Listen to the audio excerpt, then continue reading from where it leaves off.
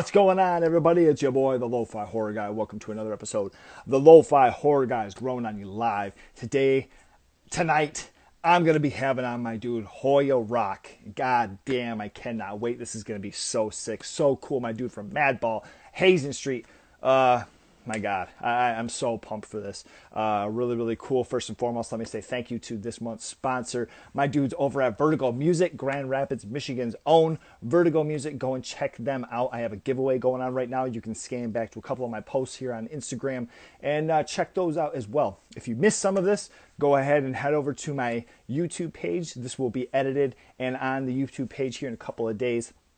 Very excited. So, as I say, tonight we're going to be having on my dude Hoya Roc.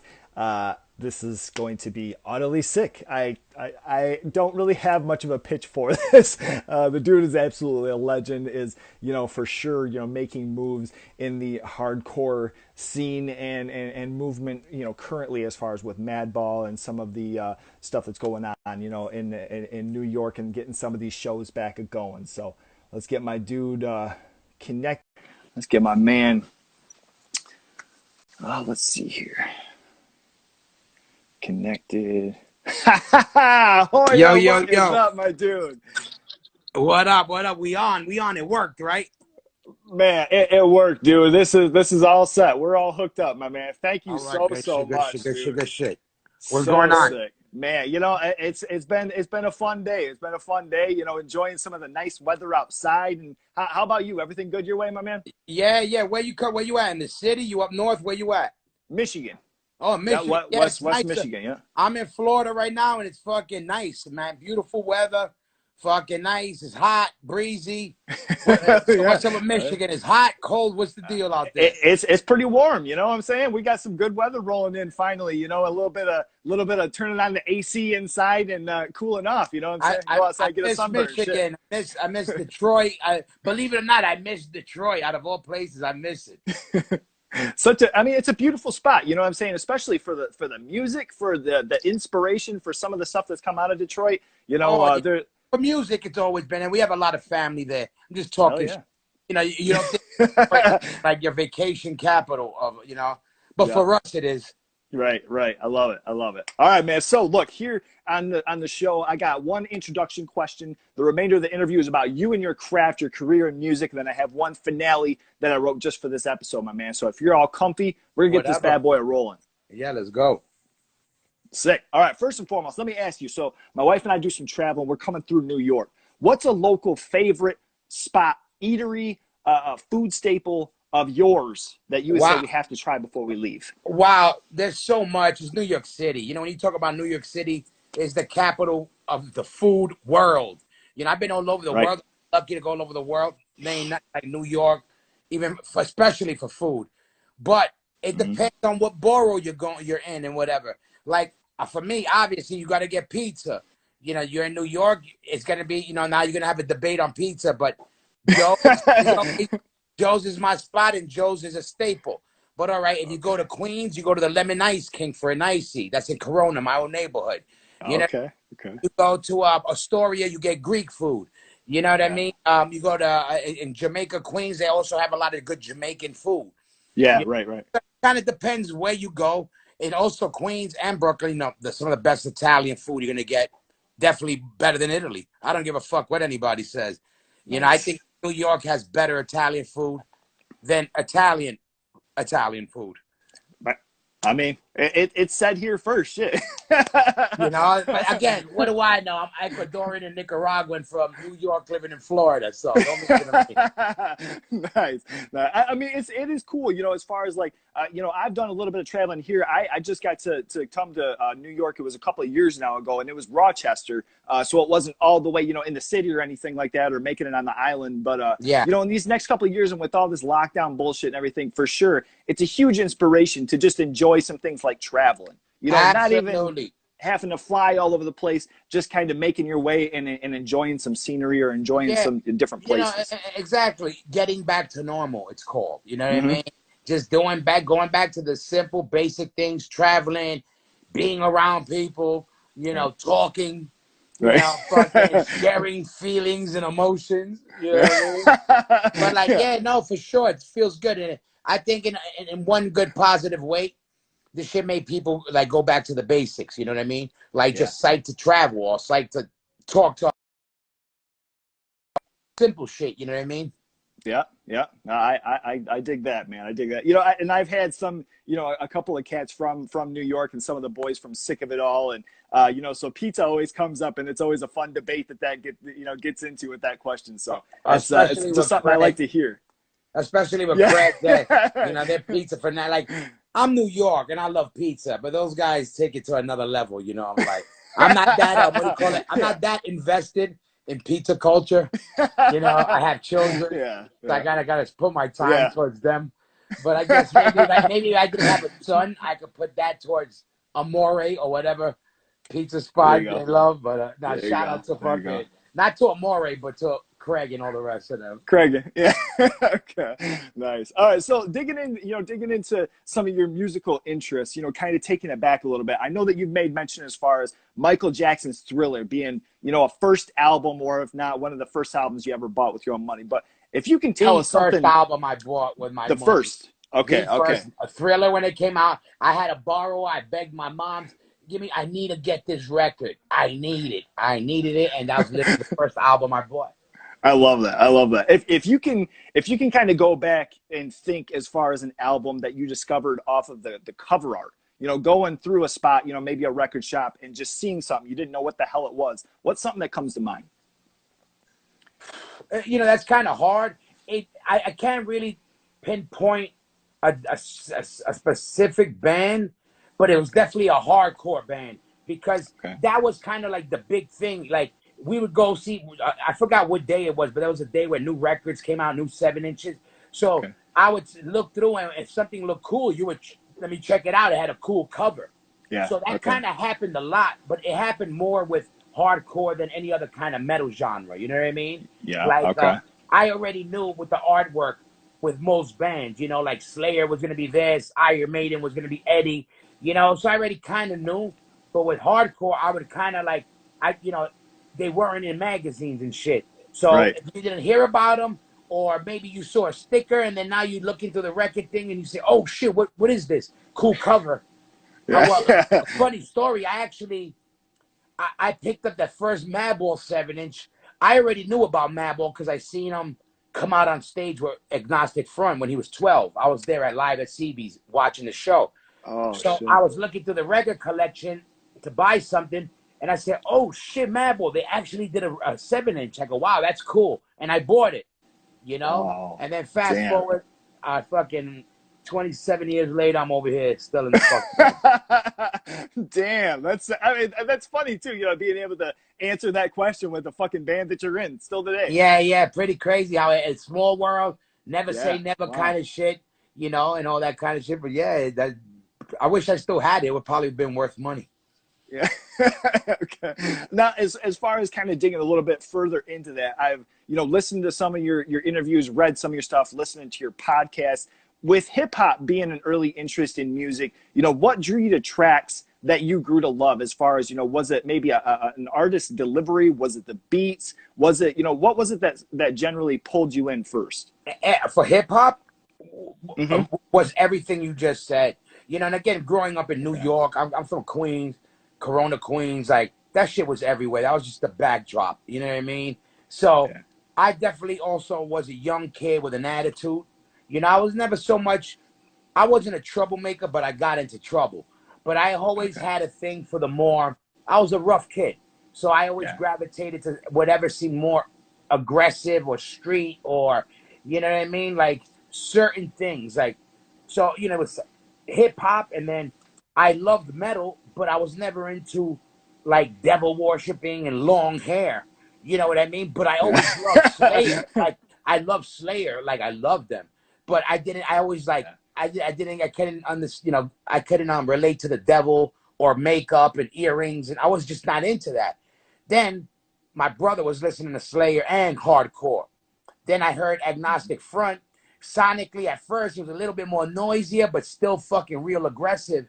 But when I saw a picture of them, it related to more like that's something hard about them, and it doesn't seem fake, and it seemed they seemed more like somebody I would see on the street.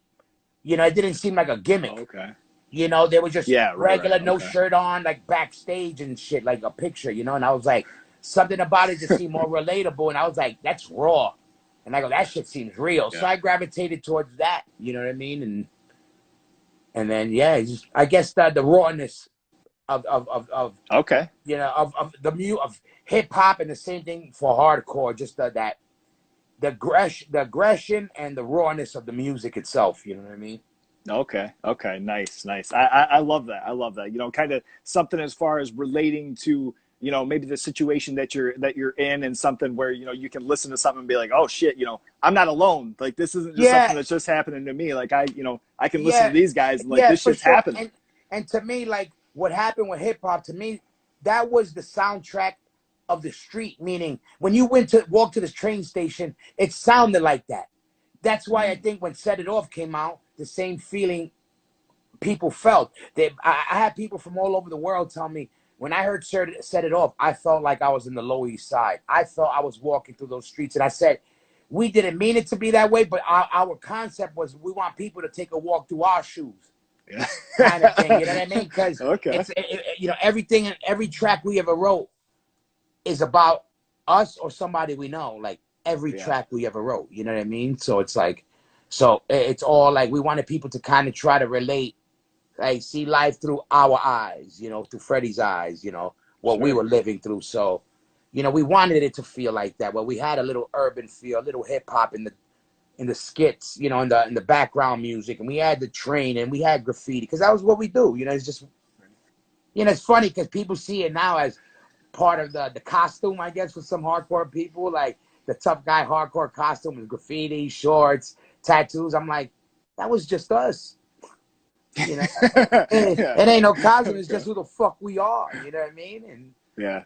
And you know, like it or not, Yeah. that was Okay. us. You know, it is us. You know what I mean? So Yeah. Okay. I love that. That's sick. You know, and kind of, you know, furthering on, you know, your podcast too. I've been listening, you know, your episodes, kind of cool, keeping man. up on the episodes there. You know, some absolutely sick shit, really Thank you, cool man. stories, cool behind the scenes. One of the things that I wanted to kind of turn the tables and ask you on was, you had mentioned a $5, 5 songs, 5 bands, Yeah. a demo tape. So let's just say, you know, if you're slinging a demo tape right now that's got Madball and 4 other bands, what other bands are going to be on that bad boy? Now it depends. Now, are we gonna do like new bands, old bands? You see, this is all the you know. You know, let me. Like now, I say we're gonna put. If I gotta sling Madball, I gotta put people in my from my generation. So I might There pick you go. bands that I think kids today still might know, Right, but if they right. don't know, they need to know.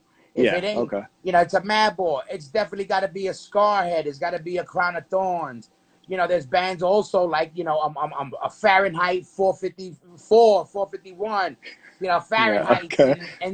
and you know all the bands from those eras, E Town Concrete. You know, like all these bands were from that Yes. era and now kind of got maybe lost. Maybe only of your Jersey guys might know just mainly about E Town and so and so. But at that time, they made up the whole hardcore scene. You know, it was the bulldozers, the mad balls, the fucking your still suits and the little side thing. You know, all these mix of bands, and a lot of them are getting forgotten about. I think, kind of, which Yeah. is you Totally. know, which is you know, so I would say bands like that. You know what I mean? Like that era band. You know, it seems like it was still hardcore was still very it had a lot of variety still then. It was still Yeah. very Right. cool, I think. You know what I mean? Not that it isn't now, but it was definitely more variety then. For sure. Yeah, you know, and it was one of those things too, like with you mentioned in E Town, that was something where I remember, I'm trying to think of some of the other bands, but I know there was a Madball, a Hate Breed, you know, that type of shit. When I initially heard E Town, you know, and him kind of spitting on some shit like Mandibles or something, you know, you're Yeah, like, all right, what the fuck is this? yeah, You know, exactly. But it something a little stuck bit, out you know, because a little bit everybody different was. to it. Yeah, some Right. guys were doing like with the Madball kind of thing at one point. Then some people were doing the hate breed kind of thing. Then some people were doing kind of the like, you know, the post kind of thing. You know, everybody, Right. but it was still kind of very mixed up. You know what I mean? And it's like again, not that it isn't now, but now everything is very, very top heavy, very metallic heavy, which I Yeah. love. But I think we could have a couple more sprinkled in, other more, Mm-hmm. let's say old style, maybe thrash instead of death metal, just to kind of give it music a little bit more texture. You know what I mean? Hell yeah. Hell yeah. So, but I ain't hating. I love it all. I love it all. It's a beautiful thing, and especially, I mean, speaking of hardcore, right now, as far as what you guys are doing, kind of being on this forefront of seeing, like definitely in spirit, my friends and my band members seeing you guys playing in New York and shit and Thank Blood you. Clot. It was fucking unreal. And then, it's just one of those things, seeing live, like I'm not much for social media or anything, but being able to be there and whoever it was that was filming and showing that shit live, it was just like, damn, this shit's fucking happening. Like, this Now, is let me right tell you, now. more important, what you said something is something I'm glad you said, something that makes us, for my band, and I can speak for everybody else, feel good. And it's something that we want to hear is, like you just said, you and your friends weren't there, but you guys were rooting for it. And that's what we wanted. This whole thing became some political bullshit on whatever side you want to pick. We did it for the love of what we do and who we are. And that's for the music that we love and live. And we never said we playing here to make people who don't want to come show their face or vice versa. We did it to celebrate. We played a show that we're a hardcore band. You know what we do? We play hardcore shows. And that's just what the fuck we do. And we do and nobody tells us what to do. That's another thing. But we did a legal show to celebrate the best fucking scene on the planet. And that's what we fucking did. And the real motherfuckers, how can you be a hardcore kid or call yourself a hardcore kid and not root for that day?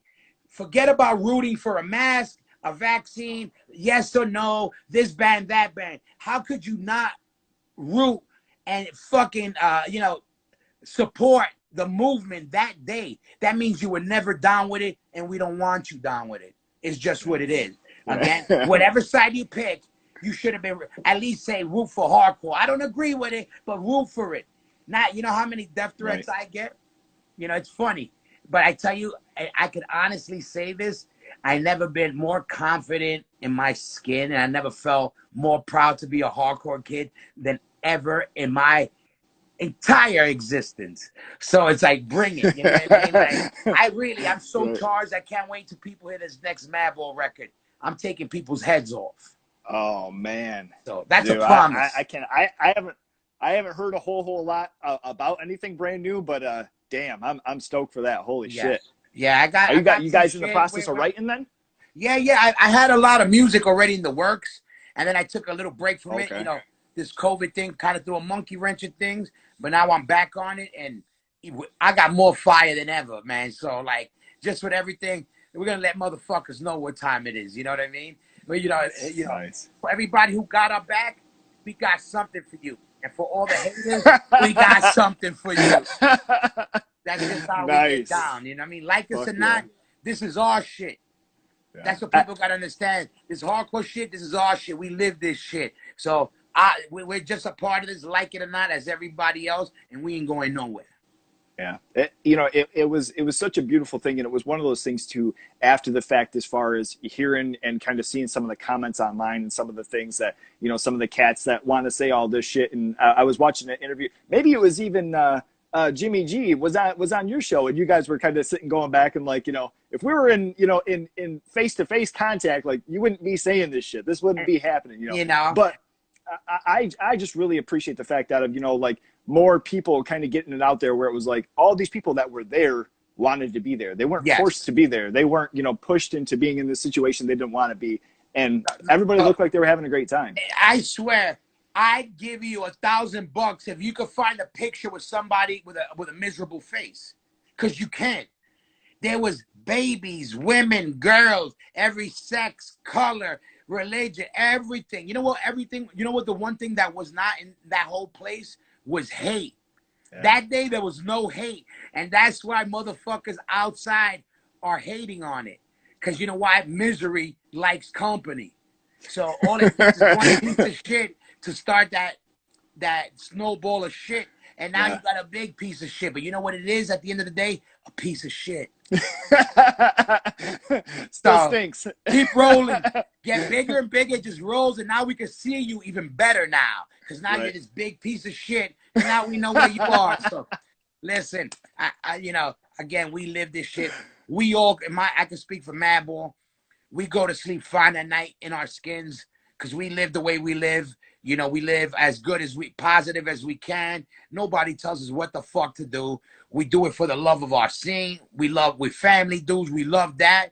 And nobody's going to ever tell us what to do. And that's just what it is. Right. You know? That's a beautiful thing, man. Beautiful. I didn't mean to get you too worked up on that and kind No, of go I on get that work. I wasn't sidetrack, trying to, but that's good yeah. because it reminds me I'm It's the alive passion. Yeah, sometimes. it's the passion, man. That's what this shit's all about, for sure, for Course. sure. You know, it's So, like somebody saying I don't like your arm. Something saying about me with this hardcore shit is like saying that I don't like your head, I don't like your heart, your lungs, because it's part of me, you like it or not. You know what I mean? So yeah. I love it. I love it. So going a little bit back again here, you know, kind of digging into as far as, you know, your interest in bass kind of coming from your brother's interest with that. yeah. Talk about, you know, where your first bass came from and you know, what kind did you get and maybe some of the first songs you wanted to learn after getting that bad boy. Well, basically, I ended up getting an Area Pro. I looked in the newspaper because I couldn't afford a new one, so I kept looking for used bass stuff and a name brand. I always wanted a Fender, but I couldn't afford it. And then I found in the paper Area Pro, and I forgot there was like somebody had used it back in the day, and I said it must be a good brand. Fuck it. So I bought this bass. I remember I had to drive like 45 minutes to some little town in Bayside. Long story short, I get the bass, and then I didn't know how to play, but I had a friend who did know how to play, and he taught me Smoke on the Water. So basically, Okay. he just taught me Smoke on the Water, and then I started writing songs. Like I got the bass to be in a band. I didn't get the bass to jam. You know what I mean? So me and my friend said we're gonna start a band. So I said, okay, I got it. I said I'm gonna be the bass player. I gotta buy a bass. So he just showed me Smoke on the Water. And then, okay, the next thing was like, okay, we got to write music. So we just started writing music. Pretty crazy. Okay. So it Now, just, and we just started like naturally just jamming. It was me and Beto. Beto went on to play with 25 to Life, and he was on the Hold It Down record with us. Oh, okay. But, you know, we started together. He basically I got the bass. I think he got his guitar 2 weeks later. Like, and then we sat in front of each other like morons, like, okay, what do we do now? You know, play this, I guess I follow you. Okay. And then now, initially, because I know you've mentioned before playing guitar, writing, you know, parts and different things like that. Initially, did you write playing bass? yeah, you know what it was? I only wrote playing bass, and what I found myself doing was, I would what do you call it? Put distortion on my bass so it would sound kind of like a guitar. So I would get shit. a feeling Okay. of a guitar. And then later on, I said, let me just learn how to do a bar chord and actually get a guitar. Because I needed to hear it as close as possible, the riff. Like some bass players can write. Now, I could write it now, a riff on bass and hear, okay, this is how it would sound on guitar. But when I was younger, I didn't know how to do that. So I would have to mimic a guitar sound. Then I learned, I still to this day, I know one chord. Everybody out there, I got 9 albums and I only do one bar chord. That's it. So don't let anybody, tell you any different. So I learned the bar chord, and that's how I write music on guitar. I always do. Oh shit, that rules. That rules. I love that. And kind of going along too with playing guitar, listening to your show, listening to your podcast. We're gonna dig a little bit more into that though. You had mentioned as far as with playing with Demise, kind of early on, playing guitar to hip hop albums and to rap beats and different things. How did that come about? Was it just the fact of having a drum beat, you know, kind of on loop to playing with? Yeah, like again, this was before Garage Band and before all this type of shit. So, there was nothing better than jamming with a drummer.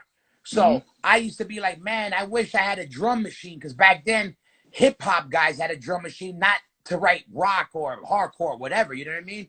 Right. So I was like, fuck, I wish I had a drummer. And I always had beats in my head. So when I found myself one day, I would always listen to hip hop videos while I would jam on the guitar. So somehow I figured out where I would put my guitar amp next to the television, where it would be loud enough where I could still hear the beat from the television, and it would Oh, okay. end with the guitar. So I would wait for songs and I would start jamming to it. And I ended up writing Set It Off that way. It was an Eric B beat. I Ain't No Joke. If you go Google that song, I Ain't No Joke. Yeah, yeah, yeah. I ain't no bene, bene, bene, bene, bene, bene, Oh bene. shit. I would just Okay. jamming at it. So I would tell people, just give me a hip hop beat, Willie or whoever was drumming, and it'll give you a ballpark idea of what I was going for, and then the drummer would add his thing to it. So you know what I mean? Because Damn. my thing, Okay. Madball's whole remedy is this: if you're not gonna mosh or stage dive, we want you at least to bob your head to it. That means we got Yes. it, you know. So Nice. That rules. That yeah. rules. I love that. I love that. Now, as far as like, along with kind of, the earlier days with, with writing and different things, recording, when it came time to, doing a little bit of traveling or maybe even, your first time touring, what were some memories that pop up of shit that, maybe went wrong or some things that went, incredibly well, that are just memories of the first Well, time I can tell traveling? you the one of my most my biggest our biggest fuck up as a band ever was probably the biggest show we've ever had was Dynamo 95. Yeah. Okay. Everything that could go wrong went wrong. You know, name it. My bass cord. If you look at the video, my microphone halfway in the middle of the stage because my bass cord didn't reach the end of the stage. You never played like that. We played fucking squats before that. Right. Right. That's And when Freddie fell off the stage, right? Fred fell off the stage. Mad guitar pedals, duct tape. At one point, Freddie kicked them. That shit went flying. Um, some kid jumped on stage and started singing the song and fucked the whole thing up.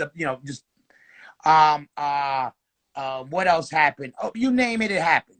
God, that It's but thank God, I think the craziness of the show, and back then it wasn't like now where there's a lot of hardcore bands on bills now. Back then it was very new, that I hmm think just being raw and crazy, people were like, who the fuck were they? right, And right. till this day, that's a lot of people's first time seeing Madball. That was our biggest show ever. There was, 80,000 people when we went on in one stage, Yeah. and so it was insane. So, but one of my favorite stories ever was, I said it a bunch of times, but we're standing on stage, the intro's going off and Stigma walks to the front of the stage and all these people start cheering. And I'm like, holy fuck, we never played no show this big, 80,000 people. And then Stigma walks by me right back to where I'm standing and the intro's going on. We're about to get into Set It Off. And then Stigma, and I'm all like so hyped. My heart's beating. I'm like, I feel like I'm about to go to war. I'm like so. Then Stigma looks at me and goes, "It's all downhill from here, kid." And just ruined the greatest moment of my life. And then we ended up starting the set and going into the set off. Oh shit. I mean, it's funny, but like, with something Yo, recently Anthony, what happening. up? We got Florida in the house. with something, that because some bands that might be the case, it might be something where that's the biggest show, but even something that's recently happened, with you guys being in the park and kind of reinvigorating, some of these pop-up shows happen or some of these planned shows happening. It's like it's pretty sick to be in a band for as long as you guys have been, and it's not been all downhill from there. Yeah, no way. Like I've never been proud of the band ever. We're very humble dudes because we are. Mm-hmm. We know we are blessed. We glad and lucky. First of all, to be alive, and also to be able to still doing music, and that people still give a fuck about us. Believe me, we know this, and people that Absolutely. know us know how we are. You know what I mean? And we're just glad to be able to do what we do. And it's great. We're lucky. Like there's moments like that we didn't do that for the fantasy of it. We did it Right. because that's who the fuck we are. There's Right. a difference. We feed our children off this. And Mm-hmm. many people didn't play that show because they were fucking scared to death of what they didn't want to back up their own beliefs. and they decided not to play because they were scared of other people's opinions. Right. Well, that's something we never gave a fuck about what anybody thought of us, and especially not on how we decide how we want to live and support our families, and also how we want to celebrate with our people from our scene that want to celebrate the way we want to celebrate. That's the thing Right. between Madball and everybody else, because I can't speak Yeah. for everybody else. But I just say that I mean, I'll say one cocky thing that and I don't like doing it, but I'll say this, and that shit is certified. We're the realest motherfucking hardcore band, period. And any motherfuckers out there got any beef, you know where to catch me. And if you gotta say it, you can say it. We may not be the famous, the best, the most liked, but ain't no motherfuckers realer than the motherfuckers than we are. And that's not even some cocky shit, that's just some real shit. I But love it. I besides love that, it's all love to everybody. Oh shit! Well, thank you for that, because absolutely, and that's one of the reasons I think that Madball has stuck around and has kept that household name. Even with newer cats that kind of come around, it's one of those things where you see some of the newer hardcore bands that come around, and some of the kids don't want to pay respect to maybe where their inspiration came from, but you always hear those certain bands that circulate. You got the Madballs, Agnostic Fronts. You got all those cats that that keep relevant. And that's another good thing that you noticed. And I'm glad you acknowledge it, because it's something that it's proof in the pudding. We show love because we were a new band and we got shitted on when we were young, and we said we're never gonna be those dudes. That's why the Code Oranges, the Hate Breeds, they did all their first tours were with us. And you know what? There's no, if they want to take, how many tours we've done since with Hatebreed where they take us on tour because it's love. That's Love, fan. yeah. Code Orange, good. Yo, represent, go bump that shit. We root for hardcore. All these other motherfuckers, they just want to, they worried about how they look in front of everybody else. Yeah. Again, that's the difference between everybody else and us. We do it for our shit, for this is our world. They do it for the dude in the mirror. That's I mean, I love that. I love that, man. Let me ask you, kind of going on that show there, and kind of mentioning, talking with Stigma beforehand. Give us a little bit of maybe some of your pre-show ritual. Maybe some of the things that you do to kind of center yourself before going out. Do some stretching, practicing. What's going on in your head before you go out? Definitely. We like, and whenever we have a chance, listen to the music. We're always listening to, especially before we play. If we have the option, we blast in some old school hip hop shit. That usually gets us amped, or even some Motown shit. You know what I mean? The weirdest shit to get us amped, depending on how the day's been going. But we always, kind of like, I like to, I like getting at least a half hour, 45 minutes, and not having people around, just whoever, the band and whoever's around, and just us kind of, the band talks and whoever's back there. Just very simple. It's kind of like it's like having your coffee before you go to work. If you have your coffee, your thing, you feel good, you can just stroll out and do your job. Now, if you wake up and there's weird people in your house, and then you're like, you're not used to it. Now you got to go. By the time you're walking to work, you're not, you're flustered. That's how that shit is. We live in bad stages, and that's our world. So we like to be, with our close family right before we go on, meaning us or whoever's with us.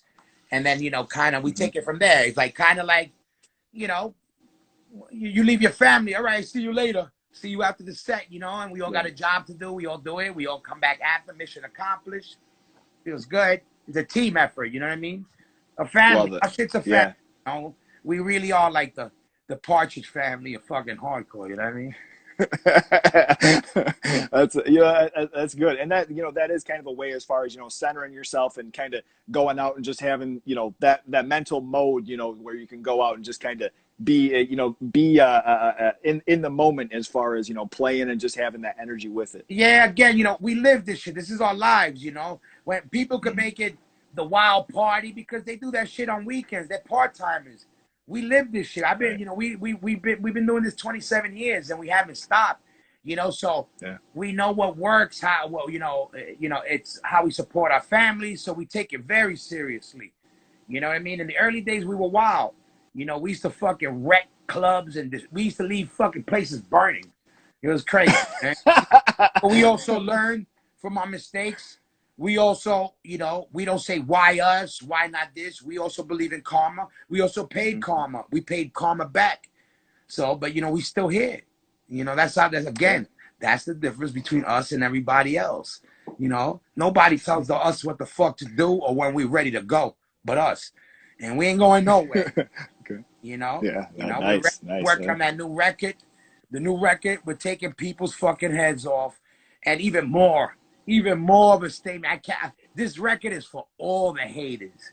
Cause I got something for all you motherfuckers on Man. this one. You know, Yeah, I can't wait. I you can't know. wait. Believe me, it's gonna for all the real hardcore people. The next months and years to come is giving us a lot of fuel to sing and write music about, and everybody else is just gonna fall into whatever new fantasy they're into. You know what I mean? Right. So, whatever. Not, Goodbye. Thank you. Good yeah. night. We'll wait for the new generation. You know. Right. Now, all the with all the years and all the times that you've had traveling and being on the road, what is something that you can say that you've either found, been gifted, bought, or just picked up along the road that's too valuable to get rid of? My friends. You know. Man, I love that. Nothing beats my friends besides my family here. My not even my family around the world.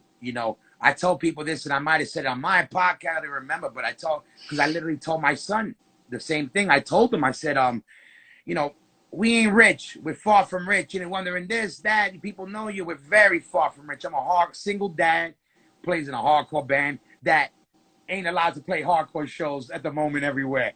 But we're working on it. But I told him, I go, but something we do have?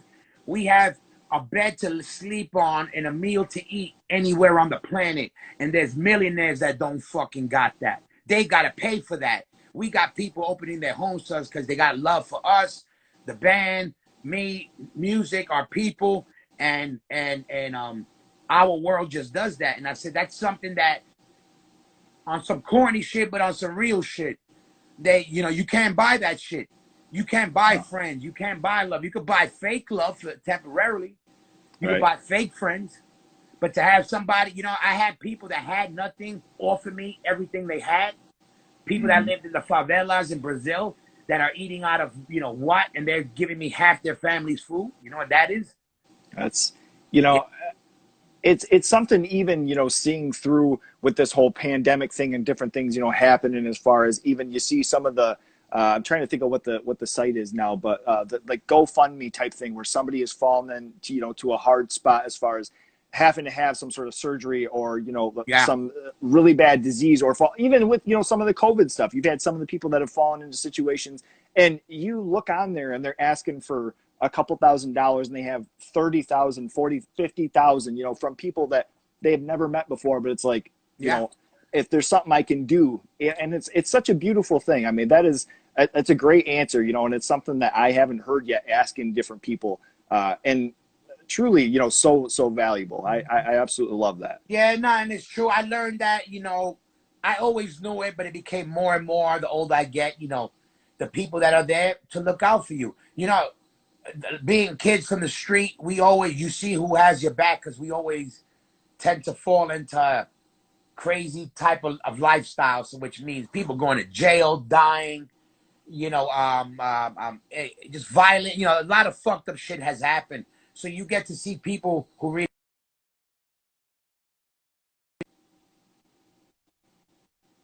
with our people in our group of in our family, because it's more than just meeting up and going to a hardcore show. Like, you know what I mean? We bury each other's families together. That's the difference that people don't see that. They see, they go to a hardcore show together, but they don't see when we got to bury each other's mothers and fathers and brothers. We do that together. That's why we bleed together. You know what I mean? And all that comes from this world that we come from. And that's why we rep this shit the way we do. It's not just a music to us. It's our life. It's our lifestyle. And that's why, we treasure it. We guard it. We rep it. And we want to see it grow and be respected like everything else. Right. Yeah. What a beautiful thing. Yeah. Thank you for that. Honestly, I mean, like you say, not to get overly bubbly or, you know, like corny with the shit, but you know, that is really great. And it's something where some of the hardship and some of the loss, you know, as far as not digging, you know, too close, but as far as some of the loss I know that you had experienced recently, I'm sorry, you know, for that. Thank you, man. It's been one of these things where, you know, some people are complaining about having to wear masks or having to, you know, cry about not being able to go and get their fucking hair cut or something. Meanwhile, people are losing loved ones, you know. So I'm extremely, you know, I'm sorry, no, but that's a beautiful thing. Thank you, man. And you know what? You know, and again, this is how miracles work. I'm a religious dude. I don't go to church, but I believe in God. I believe in God my way. You know, people believe it, but I believe in things. And my mother helped me from the afterlife. She made me do something I could never do on my own, is get my life in check. And she did that even as she was going. She still made me fucking pull a Superman Hulk move. So, like, you know, it's as much as I miss her and all that stuff, I think about how much fucking power and magic she gave me from that. Not from leaving us. She made me stronger than ever. And that alone is the magic. You know what I mean? And so to me, I'm like, I don't harp on all the fucked up shit, because we all have fucked up shit. But I don't give a fuck about people who want to live in the misery. That's not me. You know, to me, it's like, there's a time to be miserable, then you got to start living and get out of it, because that's what all those people would want us to do. Or everybody who's lost somebody, I guarantee you one thing, they want us to continue living. So if you could talk to anybody you lost, no matter how miserable you want to make yourself, I guarantee you this, they want you to live as long as possible. So with that being said, you could be miserable, then snap the fuck out of it, and then start celebrating their life, and then check your own. And then you're doing them a double favor, because you're fucking representing them, and your quality of life is going to go on and under their name. And what better than to fucking show somebody's love, you know, or how you change your life for somebody. You know, it's easy to get a tattoo and say, oh yeah, I shout this song out. No, but really fucking salute somebody's life. You know what I mean? And that's how I see it with my moms and all my people that passed, because I think of them. Every time I do something, I think of everybody that I lost. They're my jury. Whenever I do something, I think of them.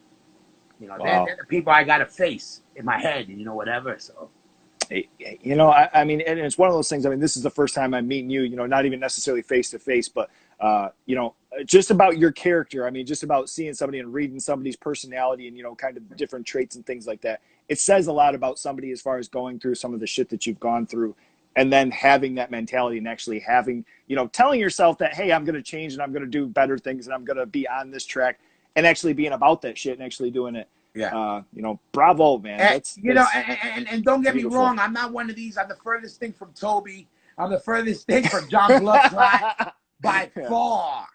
By far. But you know, definitely, you know, I hit rock bottom, and I know people hit rock bottom, but there's only one place to go from rock bottom, is up. And once you realize that, that's enough. Even if it means a middle of an inch, a half an inch, there's only one way to go but up. And when I started realizing that, that's where I started fucking. You have the 1 minute of, you watch a TV show or hear a song, and for a minute you lose yourself. That minute becomes 2 minutes. It becomes 5 minutes. Now you have an hour of clarity. In that hour you work out, do something, keep your mind, do something creative. Now it's 2 hours. The next thing you know, your brain, you're feeding your brain the right way, and it ain't trying to kill you no more. You know what I mean? You know, it ain't easy. It ain't, you know, I don't got no fucking remedy. All I can say is, anybody could do it if you just stay focused and keep your mind right. You know, you could get out of a slump. You know what I mean? Everybody hits a slump. That's what I just want. Everybody needs to know. Everybody hits that low. You know what I mean? Wow. And if you know, that's what made me get out of my low. You know, you always think just me, just me, just me. And then you hear about somebody talk about it, and you go, wait a minute, that ain't just me. You know, misery likes company in that way, but it helps you be like, okay, he could do it, I could do it. Right. Okay. And, you know, whatever it takes, whatever it takes. But, you know, we could sit here, you could cry about, you know, who you lost. All right. Those people, what they would want from me, they want to see me live. They want to see me succeed. You know, my mother wanted me to succeed. My mother wanted me to be the ultimate father. I wanted to be the ultimate father. So Damn. that's what I'm striving to be. So you The got to do. father. Nice. Again, that's because of her. Yeah. Yeah. So that's the plan. The only thing I'm working till I end up in a box is to try to be as perfect of a father as possible. Everything else is bullshit to me. Put it like that. You know, that's one of those things. You bring some little ones in this world. That's one of those things that, you know, it's like you gotta do what you can. You know, there's gonna be some hiccups and there's gonna be some fuck ups here and there, but you know, trying to do what you can to make sure that they're you know, somewhat responsible. Absolutely, absolutely. No, I'm the furthest thing from you know, I'm a big fuck up, but I acknowledge that I'm a fuck up. There's these people that think they're doing everything right, and then they're not. Nobody's all right. So my whole thing is I know all my faults. So I strive and work every minute for my son. I don't care about anybody else because that's enough to focus on. I need my sons. Yeah, I want to be the ultimate father to them. And if I die trying, that's my job in life, is to die trying, being the ultimate father to my sons. That's my only purpose on life. Music, there's that. That's all the extra stuff that kills time in between me trying to be the ultimate father. Nice. That's it. Yes. That's it. Beautiful. And so, you know, within some of, because you mentioned a little bit ago too, as far as some of the stories, you know, and some of the things that you kind of dig into during the pandemic and kind of this lull, you know, time, pushing yourself and doing things. You've been into exercise and you've got a merch shop that's been going, you know, absolutely popping. And you got the podcast. Let's talk about the Spoken Word. Where did this start out? Tell us a little bit about that. You know, well, it's transitioning crazy. from telling, you know, some of the stories that you shared. Yeah, I actually had it many years ago. About, I don't remember how many, 5-6 years ago. Okay, right. You know, but you know, when the whole podcast was coming, people used to hear us talk shit backstage, and they used to be like, "Yo, I wish I could be a fly backstage," you know, and hear all these crazy stories. And then the podcast came, and people were telling me, "Hoya, you should start one." So I started one, but back then was before Zoom, Instagram Lives, right? And it was a bigger production back then, and we would do them from the road. And my sound man at the time, he was living in Germany, he would help me. But editing was different time zones. It was just hard to be consistent with it and all that. So I did a bunch of episodes, and then I stopped for a couple of years. And I always wanted to rehash it. People will always ask me. And I was just like, I want to, but okay, you know, I just didn't get around to it. Fast forward, this pandemic shit hits. And I said, okay, what I got to do now? I got nothing to do. I said, we have to keep the brand alive. Yeah. You know, I mean, now's what better time? And I was watching my son. He started school on Zoom. And then I started seeing the whole Zoom shit. And I go, wait a minute. Wow, everybody's doing Zoom shit. You know, I go, wow, videos. Wow, you got multiple and it ain't crashing. And I go, wow, technology came a long way. Yeah, I called my boy up. I go, yeah. He goes, yeah, Zoom. Everybody does it. Blah, blah, blah, blah. I said, we're bringing the Spoken Word back. Yeah. And then It gave me something to be creative with, something I wanted to do, and something that was needed to do during this downtime. So, you know, boom, I got the Zoom shit. You know, it's something I always wanted to do. You know, I love talking shit. So I was like, boom, now I could do it. It was less of a hassle to do. And I said, what better time than now to give people content while everybody's home? Yeah. You know what I mean? Yeah. So ever since then, we relaunched, and I've been trying to hit it hard. I've been hitting it hard, you know. I'm like really motivated with it. I'm really having fun with it and have a lot of plans for it. So, yeah, nice. Just been psyched, you know, like from like the type of guests I like, you know, I'm lucky to know a lot of different people. So, like, I like to be able to have an MMA guy. You know, I have my boy Kamal from the Jerky Boys. I could have Kurt Crowbar, you know, and then I could have a Jeff Breakdown. You know, I'm lucky to have cool friends, and cool places, and just having fun with it, and you know, trying keep shit fresh also, you know what I mean? I don't just do them. I also like you know, you can tell you do your research, same thing with me. I try to do something like you have your own angle. This is a cool angle. Same thing with me. I do a regular podcast, but I have my own little style to it. I try to make it a little different, even with the guests and just how I do my thing. You know, I like it real loose, but you know, I also like getting information out there. Yeah, You know, for sure, so for sure. you know, so I got a lot of things in the works. I got Smoking Word TV dropping on YouTube. Oh shit. Yeah, so Okay, I okay. dropped a preview that's on my Instagram. If you look, it's crazy, it's dope. Like we got like put it like this. We started documenting from the minute I woke up and went to Rhode Island to that first show, from the plane ride, from the first show to the whole day in God. New York, like back, you know, the on stage shit, not just the show, like talking shit with different people. Like I got really good behind the scenes shit, and Damn. I'm basically gonna start dropping mini episodes of Smoking Word TV. I got a lot of different segments. You know what I mean? I got a what's in your case segments. A lot of players, what's in their guitar cases. I got a lot of cool shit. Damn. Like we're coming with some shit, man. We're trying to let the world know this hardcore shit ain't fucking around.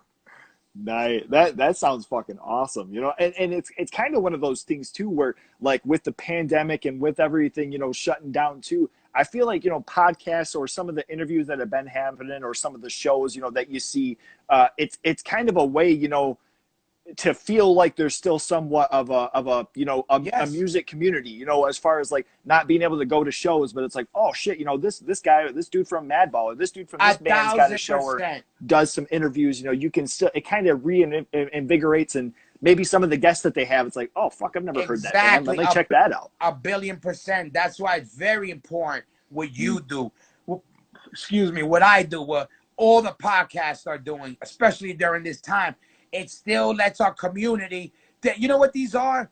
The podcast, we are the news stations to our world.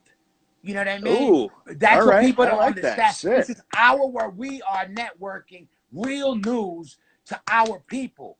You know what I mean? So I that's love why that. it's very important for us to do that. Because right now, thank God, is who knows in the future, but right now, people are getting real news about what's really happening from the people themselves, from the source, live for our world. You Hmm. know, hopefully it'll never turn into like the news networks where whoever's paying them the most money isn't they're gonna tell you the news they want to tell. But all these podcasts and all these things, those are our networks for our world. So they're very important and needed. Yeah, yeah, And yeah. I tell everybody, salute and support all of them, not just the spoken word. Yours, the fucking Post America, Diablos, that you name them, we gotta support them because Oh that's yeah, all of our heartbeats and all our pulses. You know what I mean? yeah. It's in that. So support, motherfuckers. Yeah. Yeah, and one thing too, I mean, you know, complimenting the show too is, and something that I've always noticed and I've kind of fought with myself as far as when I go back and I edit these and put them on YouTube as things, and I appreciate that it seems like there's not a whole lot of editing in your episodes as far as the interview wise. You know, it seems like it's just a whole hour-long conversation that Yeah, it's back and forth, and you know, it's not chopped and skewed where all of a sudden somebody comes back and they're like, hey man, you made me look like a fucking asshole. No, no, it's definitely. just the conversation. I love that about Yeah, it. definitely. That's one thing I wanted to do. Always, I wanted to make sure it was information people would want to know, that they would get, the listener would get during a conversation. So Mm, not that it's planned out in order, but during this conversation you learn so and so about the person that you might have not known. And right. you know, the whole thing with that was always like you know, again, just paying attention to what's going on. Trying to be you know, working on it, you know, like you could tell when you work on your craft, trying to make things better. And you know, we all have our own characters and it comes out on our shows, and Right. that's what Right. people should nurture.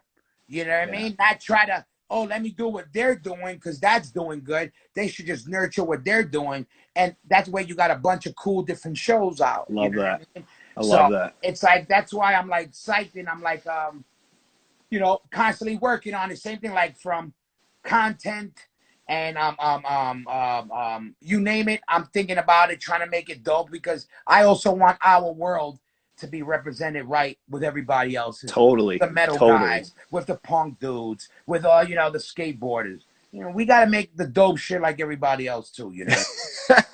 You I mean, it's been funny too. I mean, not funny, but it's been interesting seeing even from, the first couple of episodes that you've done. And then now, more recently, there's a fucking green screen behind you. Yeah, there's a whole, it's like, shit, dude. So you like, reminded me, I kind of fell off with my train of thought with the editing, but yeah, if we ever had edited anything, it was because literally a glitch with the Zoom or something. But my whole point was not to edit. That's why you have, like, I did one with Ezek. He's walking down the stairs to open the door. I said, leave it. I go, he's in motion talking. It ain't just like, if it was like 2 minutes of dead space, okay, I'll clip it. But otherwise, I'm like, no, keep the convo. It was in the mix of what we're talking. It felt right. Fuck it, go. Yeah. To me, it's like, that's kind of my point, to try to get, it's kind of a game I play with myself in my head. I want to try to get through a podcast without having to edit anything, like, so even if something falls off, I try to rebound and get it on track. And I like the sporadicness of a conversation where, again, I don't want nothing in order. My life was never in order. I don't want nothing in order, but I know everything about everything that I need to know. So that's what I think I take my conversation at. I don't want nothing in order, but at the end of it, you're like, almost like a Pulp Fiction movie. You're like, what the fuck happened? But that shit was cool as fuck. It made no sense, but it made all the sense. Well, I kind of want that feeling, you know what I mean? Completely satisfied by the end. Like, all right. I don't know why, but I like it. I don't know if I should like it. I'm like, what? But it's cool. So I'll take it. I dig that. I dig that. Let me say, as far as one of my favorite things with the spoken word, I gotta, I am enjoying all the guests, all the different things, but one of my favorite things, and one of my fucking favorite things about Hoya Roc in general, since I've come to, to do more research and come to know you a little bit more, is the shout outs. You have one on one of the episodes here. You did a shout out as far as for all the white trash people out there, and I fucking died. I just damn near spit out my drink, fucking laughing. Yeah. In hardcore music, that's a staple. White trash dudes, like punk rock, got dirty things. So shout out to all my white trash out there. As a matter of fact, especially Albany and Troy, brick by brick, maybe even. But it's one of those.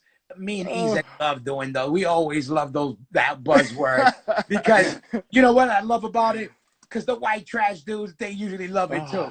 Like they know it's said with love. It's said with love. You know what I mean? Right. It's so funny. You guys are our white trash guys. I was like, but yeah, again, I tell people, we like to have fun. I like to have fun. I like to bug out, and I like learning about people, you know what I mean? Like, you'd be surprised when you talk to somebody, the more you dig, you find treasures, you know what I mean? Yeah. I'm one of those guys, like, sometimes I even wonder on my podcast, I'm like, man, I got to stop talking too much about myself, because I feel that I start talking about myself too much. And I'm like, the last thing I want to do is talk about me. I'm more interested in the people, That's what the podcast is supposed to be about, more like me, how I interact with people, and get, cool in because I'm curious. I ask these questions because I'm curious about them. I've been lucky that all my guests were people I really wanted. So I had questions. I was like, I want to ask them this, that. I'm curious about this. I want to know that. Like, like a kid, I'm a fan of this shit. Right. Now, people forget, just because I'm in a band, I can't be a fan. I can't love it. I can't have questions. I don't, So I try to do it like that. I just try to have it fun, loose, but taken seriously when needed to take it seriously. You know what I mean? Because it ain't just thrown together like you. I can tell you your shit. That you do some research. You have there's a scheduling, and it takes time for the data edit. We do it for the love of it. Obviously. Yep. So I just want people to know we love it so much. We do it for the love of it. So to respect it, even if you don't like it, respect it. Right. I kind of furthering into that too. I wanted to ask, just maybe even, I don't want to say 5 favorites, because I don't want to ever. That's kind of a shitty word as far as pinpointing or making somebody point out. But if you could do 5 shout outs from, different episodes or guests that you've had on, what would be a couple of shout outs that you'd put out right now? Maybe episodes that, if people haven't listened to the show, they should check out. Okay, well, there's definitely the one with me and Ezek. You know, I hate him and love him. That's my brother. I love him. On the internet world, we hate each other. He's a hater. He's the hater. I'm the lover. No, but I love him. But me and him, that's my brother since we're little kids. So all you're gonna get is real talk. You know what I mean? That's all my shit is real talk. But that's like 2 brothers since we're little kids talking real shit and now talking as men.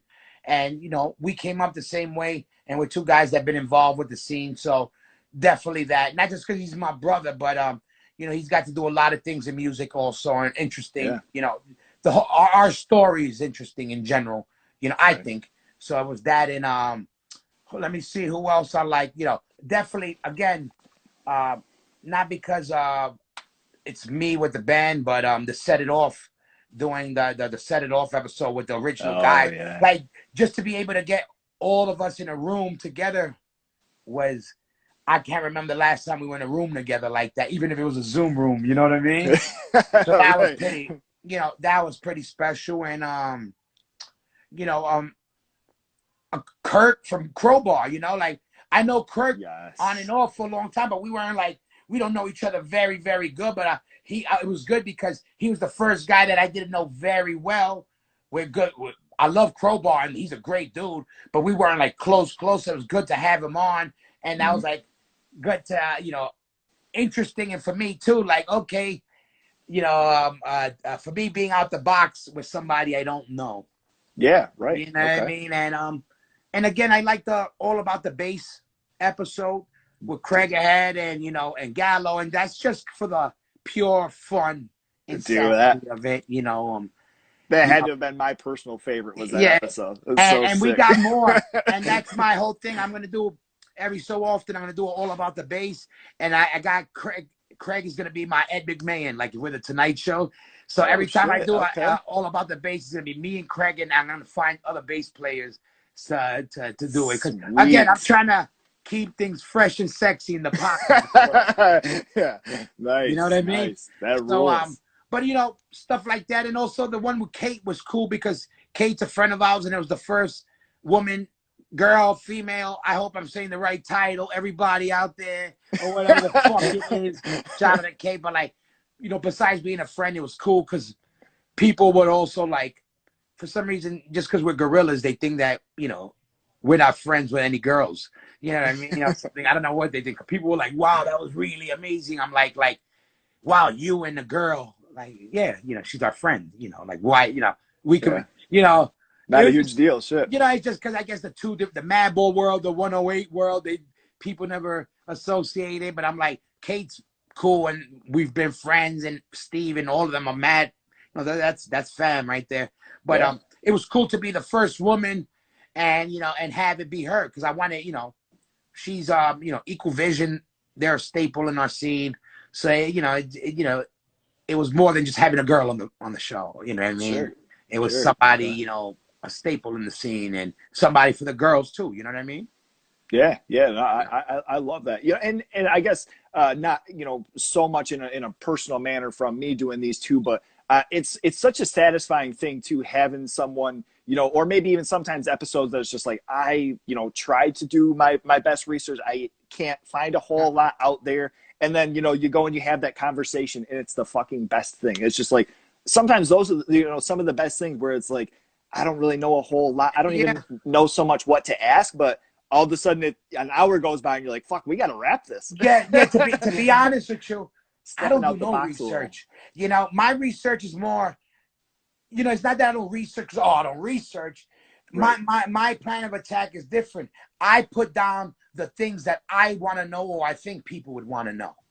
So instead of finding out where he learned, well, okay, I want to find out where he learned guitar, but maybe want to learn who was the person that influenced some of that. Okay, so maybe I'll come at the question in a different way because it's more. So I'll try to get those things more than let me get, okay, how many records were sold, how many, you know, information that some might know, but okay, what are the things people really want to know?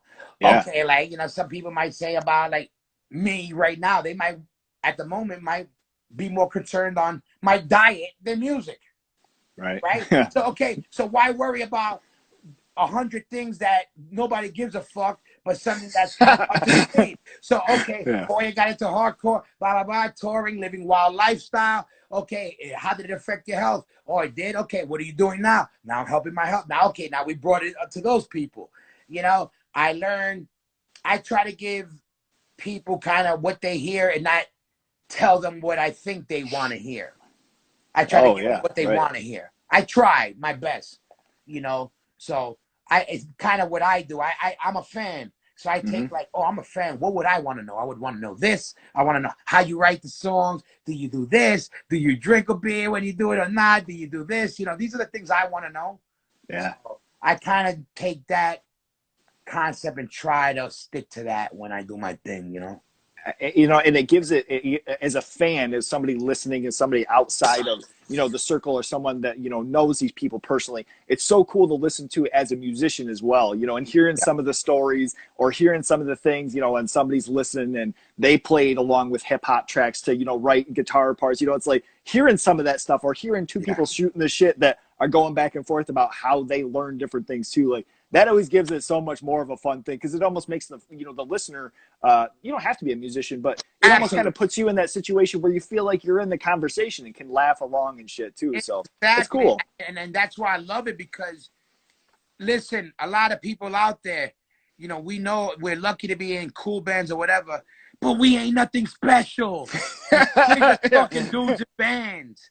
So we fuck up, we cry, we fall, we flip, we look stupid. You know, all that shit happens. We have, you know, that's what I try to tell people. So in these combos, you hear, like, I play 2 strings, everybody. I'm a bass player. But you know why I say that with pride? I have 9 albums, but I play 2 strings, so I don't got a front. Kids don't need to be fucking Steve Harris. What you got to do is play from your heart and don't quit. That's the difference. That's why we talk real shit. Anybody could do it, but the difference is the people with heart and drive. That's persistence. That's where you see who's who. You know, the podcasts and the shows that last are the people with persistence and have the drive for it. You know, that's where you see, and that's what we just try to show what we do. You know what I mean? Love it. Love it. Yeah. You couldn't, I mean, I couldn't have said it any better, man. That's absolutely, you know, it's one of those things, just kind of keeping that energy and that passion, you know, whether it's your band, whether it's your show, you know, whatever it is that you have that passion for, and pushing through and doing the shit because you love it, you know, not because of the popularity or followers or any of that bullshit. We would not be doing this, you or me, because we don't get nothing from this. Yeah. You know, people don't understand. They get mad. People see me on the picture. Oh, yeah. Look at that crowd, 100,000 people. Well, yeah, they were there for Metallica. I just happened to be on that festival. And none of them bought, and in that 100,000 people festival, we sold 20 shirts. That people don't see those parts that the lead bands go through. You know, they just see the picture and they think, bop, bop, bop, bop. They don't know shit. They don't know the reality. But I'm here to tell you the reality. Man, I love it. Check out the Smoking Word if you haven't. Shit, anybody watching? Dear Lord. We got a lot of shit coming on that shit. I just dropped one today with Stickman from Fury of 5, so. Oh shit, nice. Okay, I haven't seen that one yet. Yeah, it just dropped a couple of hours ago, so. Sick. Nice. Yeah. That's awesome. Look, so this is going to be you know, we're just at our hour, a little bit over now. I got my last finale question, but you know, before that, if you just want to let everybody know, you just mentioned a new episode, you mentioned the Smoking Word TV. You know, if you want to let everybody know some things that are coming up, my dude, you got plenty to deliver. Yeah, no, we just got, you know, every Thursday I'm dropping in a new podcast. Stickman just dropped today. We got, you know, patreon.com/the Smoking Word. If you want to invest in the show, you know the deal, the 4 tiers, all that bullshit. But we're doing some shit with it. Subscribe to all of that and subscribe to the YouTube. Trust me when I tell you that, because I got a lot of dope video with editing. Is, you know, in the weeks to come is going to be dropping. We're dropping episodes every week. There's going to be a lot of really cool, dope, funny, and cool ass footage you're going to want to not miss. And writing the new Madball album. You know, if any, follow me on Instagram. Man. I keep everything up to date, and add the Smoking Word podcast on Instagram too. So but yeah, just keeping busy, trying to grind. Doing push-ups and podcasts. Nice. You know what? Nice. That's my new slogan now. Doing push-ups and podcasts. Push-ups and podcasts. That's sick, dude. I love that. You heard it here first.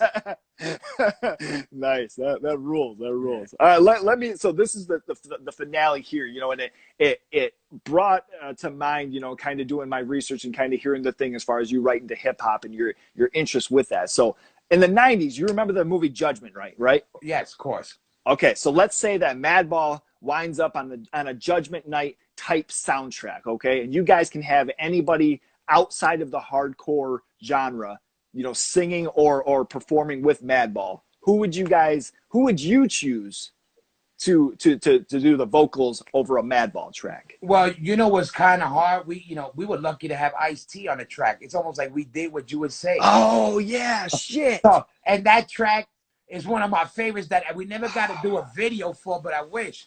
Man. But there's a couple of dudes I would love. Okay. I think Madball and Big Pun, if he was alive, that would have been hard. That would have been some shit. Nice. And I also think, Madball and Wu-Tang, Madball and Coogee Rap. There's a lot I would like to do. See, I would get really grimy on it. But I think, to be honest with you, that the Ice-T and Matt, not just because the body count, but I think, it's the same essence of what we do, and it was like the perfect match. It just worked from his background, our background, same street dudes. We met in the middle, coming at it from our different angles. We're hip hop kids playing hardcore. He's a hip hop guy doing, hardcore metal, and then we met, and it's crazy. It's crazy. That was so. I'm trying to think of. I know it was on the most recent album here. I'm trying to think of what the track was. Fuck. Oh God, how the fuck can I think of what it's called? I mean, easily one of my the name of it, but it's all is we'll edit it in after. Yeah, it's a dope track, and it's one of my favorites on the record. Even it's fucking, I think honestly, I could go hands down saying that's one of my favorite Madball tracks ever. Was hearing that album, and then that that part he comes in. I'm like, oh shit. I know, I get chills. Just like just how he comes in, and even what he's saying is total Ice-T style and so crazy. And I remember when Freddie, we first got the demo, like when he first had the rough, and we played it. We're like, this is so amazing, like, and the best Ice-T. We got like Ice-T 2.0 on this, like, you know what I mean? Like, shout out to Ice-T and Body Count for repping and knowing what's up with the real shit. They know what's up. He knows what time it is with that real shit. For sure. Not just because he got Madball, he knows. Like, right. When he says he likes hardcore, he's not just saying the Bad Brains and Black Flag like everybody does. Right. Like, Ice-T's listening to NYU. He knows Wisdom in Chains. He knows what time it is. That's why I show a lot of respect and love to Body Count and Ice-T. Big time. And even the latest record that they had Riley Gale from Power Trip on, the metal tip, it's like shit. Shout out to Power Trip, hell yeah. Like, again, I'm gonna let everybody know something here. Something he told us when we played with him in New York. He said one of my proudest moments. It was one of the hardest shit he could have said. Mm-hmm. He came up to me and he came up to the band and backstage, I love you guys, respect to Madball, blah blah blah. And he was like, you know what? I always associated myself and related more to New York hardcore. I always felt I was more of a New York hardcore guy. Just like that. And I'm getting goose pimples now because I was like, this is from a motherfucking G. And not only because of Ice-T, but hardcore came out of his mouth. New York hardcore came out of his mouth, where I felt like, man, hardcore is fucking, we're making that imprint on the world. Not just Madball. I mean, the movement. In general, you know what I mean? I was like, they feel us, they don't gotta, they know we out there, you know what I mean? Yeah. And it comes to mind too, as far as kind of this story and mentioning, him talking the Ice Pick track, real recognizes real. Yeah. Again, Jamie, dude, he knows what's up with the Jamies, and then he's again, the right people, and again, real recognizes real. You know, we could have probably got some new jack kid or whatever. No, we want real motherfuckers that we love, we respect, and that also, you know, we on the same wavelength. You know what I mean? We on that G shit. You know what I mean? It's just how we came up. It's just what it is. You know. So good, so good. Look, man, I'm gonna let you go here. You know, we've gotten to our hour. I don't Yeah. want to be taking up all your night in that beautiful Florida weather. You know, Yeah. so Yeah. All look, good. man, let me say thank you so much, honestly, for your time. This has meant a ton for me, I'm and glad we made it happen, man. I'm glad. You know, I don't do a lot of these, but I'm glad. You know, the same thing. You know, again, like you know, we all need this, so it's good for you too. I'm glad you're doing these things because I know you're fucking persistent and grinding it out, and that's what we need. We gotta keep spreading the word. You know what I mean? for sure, for sure. All right, my man, I really appreciate it. Thank you Hell so yeah. Be much. safe, and we talk soon, bro. Yep, take care, my man. Be safe. You I'm too. out. Bye bye. He's a lo-fi horror guy. Yeah, he's kind of a guy, but he is so lo-fi, a horror guy. Yeah. Lo-fi horror guy has been recorded in front of a live studio audience.